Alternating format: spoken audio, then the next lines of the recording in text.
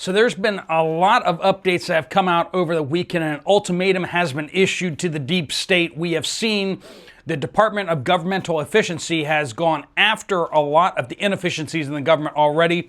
We are seeing things exposed that we've never seen before. And a lot of it is truly shocking. I can be quite cynical, but friends, some of this is even beyond what I even imagined. We're going to discuss what's been going on. We're going to discuss what has happened in the last 48 to 72 hours.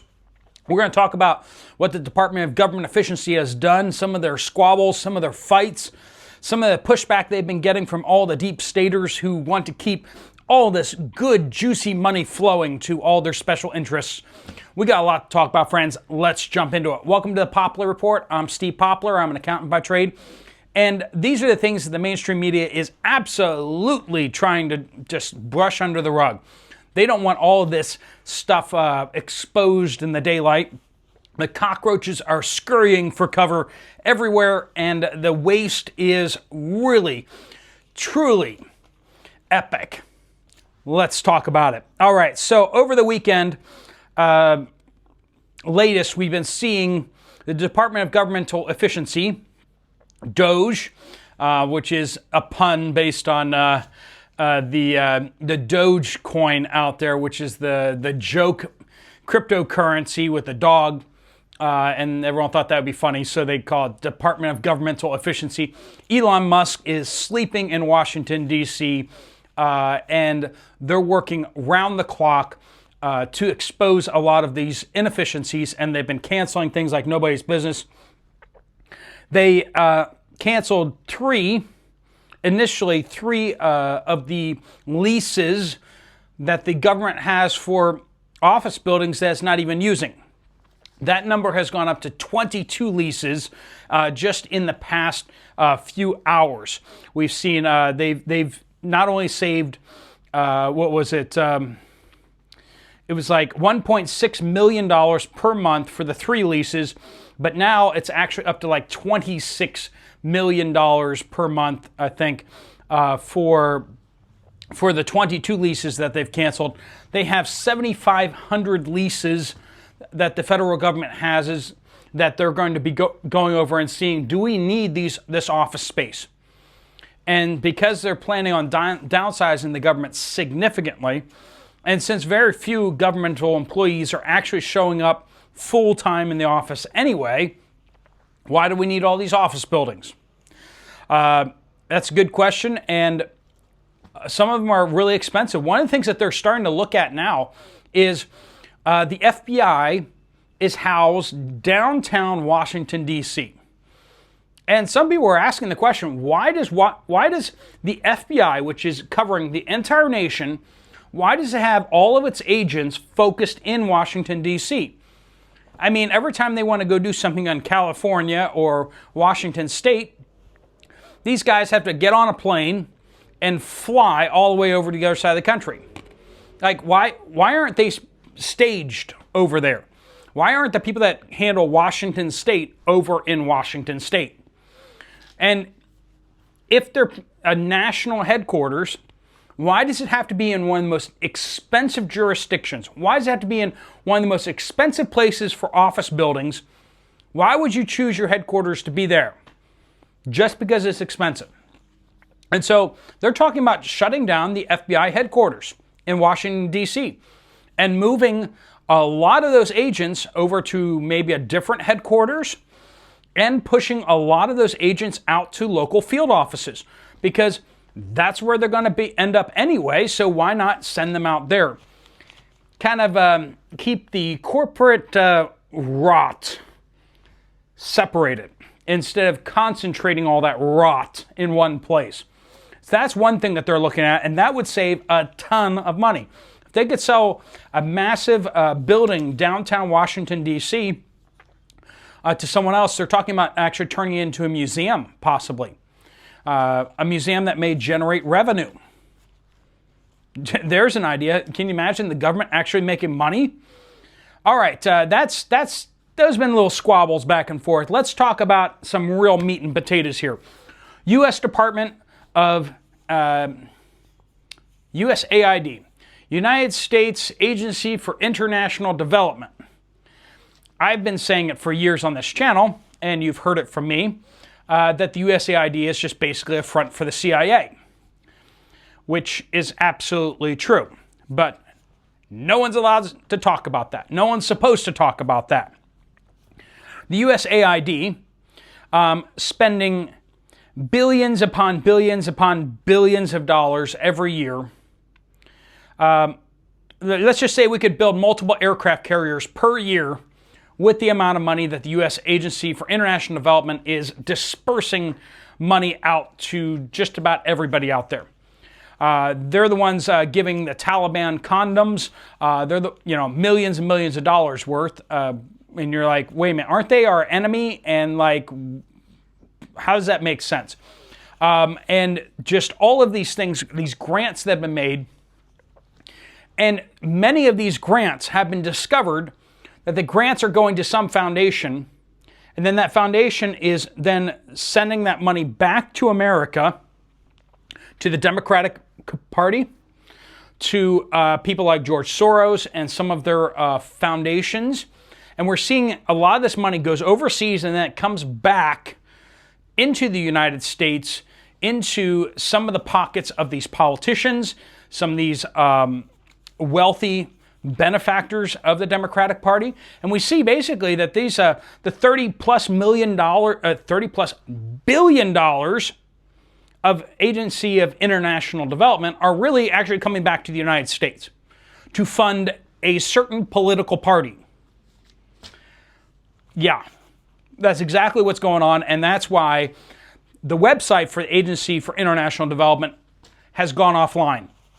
Apparently, word on the street is that Elon Musk and Donald Trump are talking about disbanding the entire agency completely. Elon Musk said it of it this way. He said, when you have an apple with a worm in it, that's one thing. But here, for the Agency for International Development, it's just a ball of worms. And we just need to get rid of it. And so they're talking about taking some of the necessary functions of this agency, which there really aren't many, because it basically exists to give money away to other countries. And the fact that it's not even doing that, it's just basically corruption, really kind of, we don't need it. So what they're going to do is they're going to disband the entire thing completely, roll any little bits that need to actually be covered into the State Department. Marco Rubio, who was just down in Panama delivering a victory for Donald Trump. Donald Trump said, we're going to get the Panama Canal back. And everybody laughed at him. Well, he's won that one. The Panama Canal is back, is going to be back under American influence. The Chinese are getting kicked out of Panama. So keep on laughing, folks. Keep on laughing. The DEI grants and everything like that, they've already canceled. This is a number of days old. It's hard to keep up with these folks because they are like literally knocking things out of the park every single day. But this goes back to like last week. Their number was $1 billion per year saved already. And estimates are actually, they're up to something like, they're at like $15 billion or something like that saved already. It's like I said, it's hard to track how fast these guys are moving, but they're canceling office leases. They're firing DEI.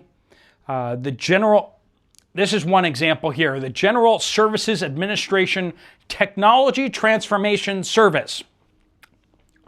That's a mouthful, isn't it?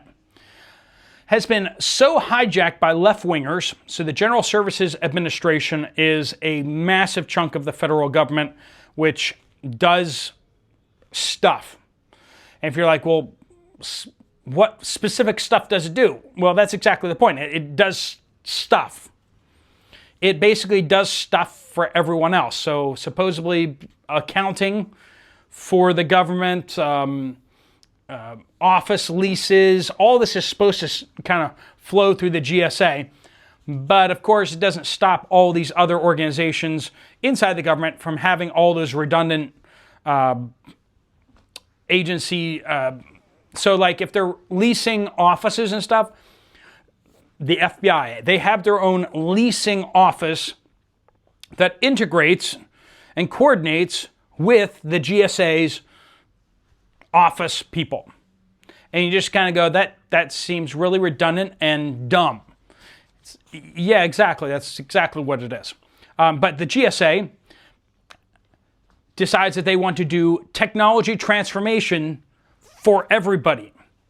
Doesn't stop all these agencies from having their own, agencies for technology inside of them. But just more meetings that everybody can have with each other. Anyway, they got so hijacked by left-wingers that they got caught by Doge flat out falsifying information in the belief that the legally required security features were racist. They're like, this legal thing that we need to do to make sure that things are safe, we think it's racist, so we're just going to lie. Instead of actually verifying that, we're just going to lie on every single one of them. You can see how a technology agency that's supposed to be about security, them just violating security protocols because they don't agree with them, is kind of a bad precedent. So basically that whole agency has been axed. They've all been fired. And that's for cause. And we're seeing that they're doing that a lot. They're going after, when they find falsification, when they find that these people are doing criminal enterprise, they're firing them. Good. It's about time that people get held accountable for flagrantly, openly violating the law. And these are the very same people that will take you and under suspicion of violating the law, they will destroy your life for 3 or 4 years before you get a court hearing. Just ask some of the people from J6. So we have the lawyers that prosecute J6, gone. The prosecutors from that, they've already been fired. Now, there should be a lot more, there should be prosecution brought against them, but we first need to get them out of the office buildings. We need to get all the scum and villainy out of the buildings so we can then start properly prosecuting. Chuck Schumer has just found himself under investigation now for threatening justices of the Supreme Court. The lawyers that prosecuted and went after Donald Trump, they're gone. They've been fired. And once again, for cause. I mean, obviously.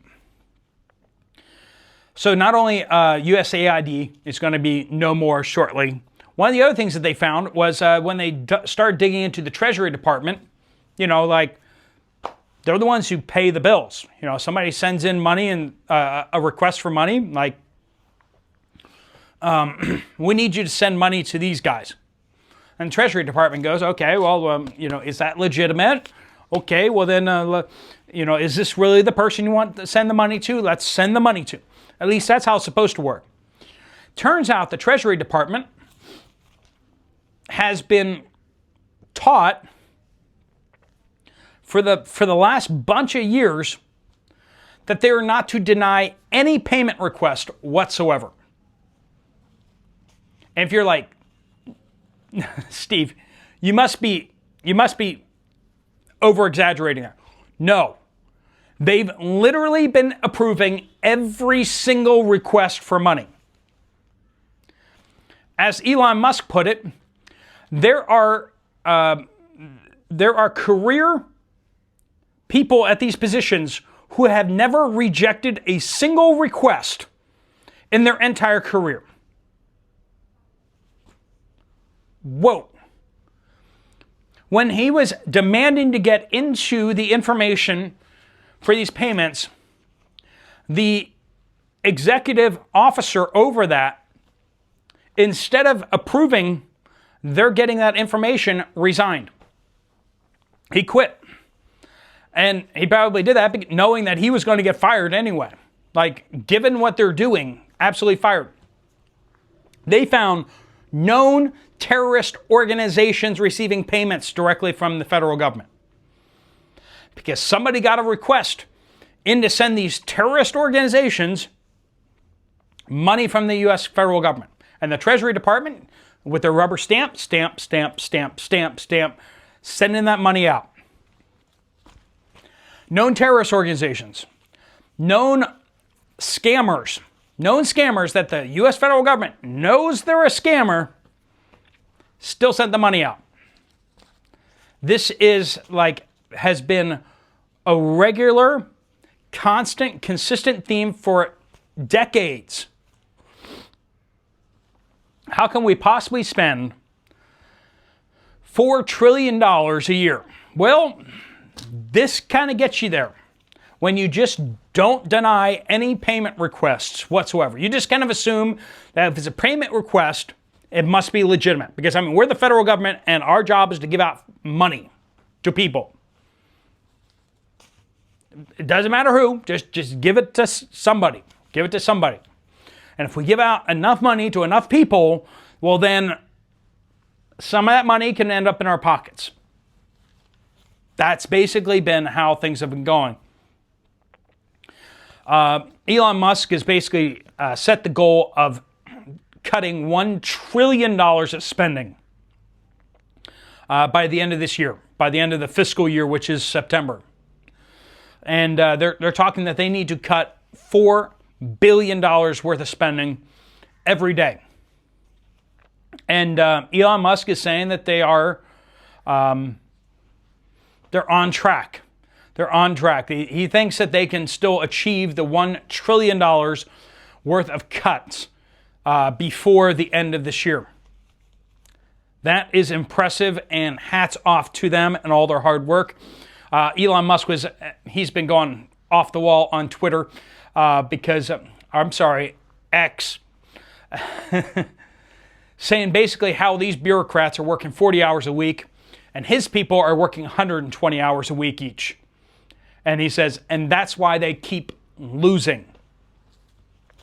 They tried getting into the USAID to see what grants are being approved and everything like that. And there were 2 security officers there in the building that stopped the Doge representatives from getting access to the stuff. So what happened was Elon Musk got Donald Trump's approval and put both of those security people on leave. Ordered them out of the building. The Doge employees went right back in and got the information they needed to show how absolutely insane things were inside the USAID. A lot of stuff happening. We're going to keep you updated on it. It's like drinking out of a fire hose, but that's just whetting your appetite to give you kind of some idea of what they're up to. Thanks so much for watching. If you want to check out another video from this channel, there's one right up here. I'll see you over there, or I'll see you guys later. Steve Poplar of the Poplar Report.